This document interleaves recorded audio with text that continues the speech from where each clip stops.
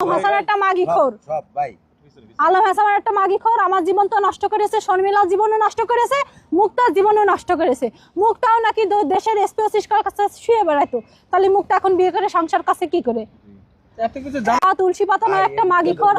আপনি কেন আসলেন? আমার প্রশ্ন এটাই। আমি শুধু জানতাম যে ওর বিয়ে হয়েছিল, বউ চলে গিয়েছে, কিন্তু ও নামাজ কালাম পড়তে নেশা করে না, এই কারণে আমি ওর কাছে আসছিলাম। কিন্তু আমি জানি না যে ওই বউ এইভাবে মারধর করে বাচ্চা কাছে নিতে দেয় না, এটা আমি জানতাম না। বিয়ের আগেই বলছিল বিয়ের পরে আমরা 1 মাসে বাচ্চা কাছে নিয়ে নেব।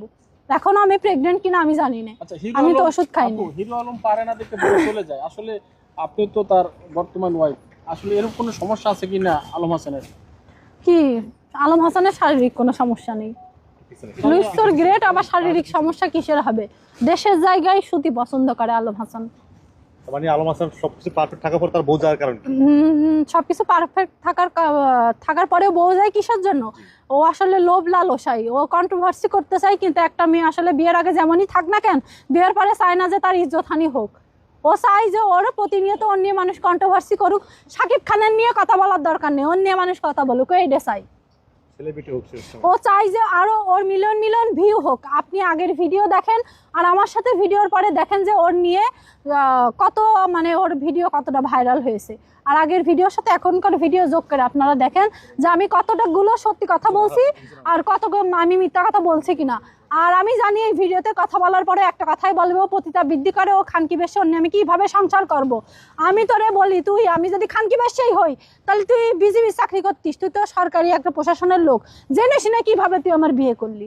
আমি যদি খারাপই হই তুই তো দেখে শুনে নিয়ে আসিস। এখন উঠতি বসতি তুই কেন খানকি বেশে আমাকে বলিস? তুই কি ভালো নাকি? তুই তো 4-5 ঘর মেরে এসে তারপরে আমার বিয়ে করেছিস। এই তো না যে তুই ফেরেশতা। আলম হাসান তুই কি ফেরেশতা নাকি যে তুই আর একটা ফেরেশতা? কিভাবে তুই, মানে তুই কিভাবে আর একটা ফেরেশতার বিয়ে করতে চাইস?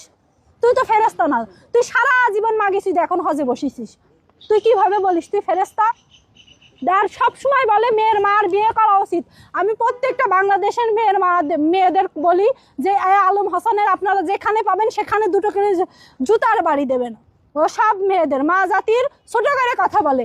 ও আমাদের মার বিয়ে না করে ওর মারও বিয়ে করুক। ও মা জাতির কেন ছোট করে?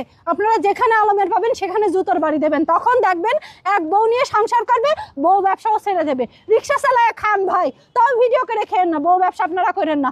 যারা ভিডিও করছেন আমি জানি তারা কেউ কখনো বউ হয়তো পাবলিকলি একটা ছবিও তুলতে দেন না।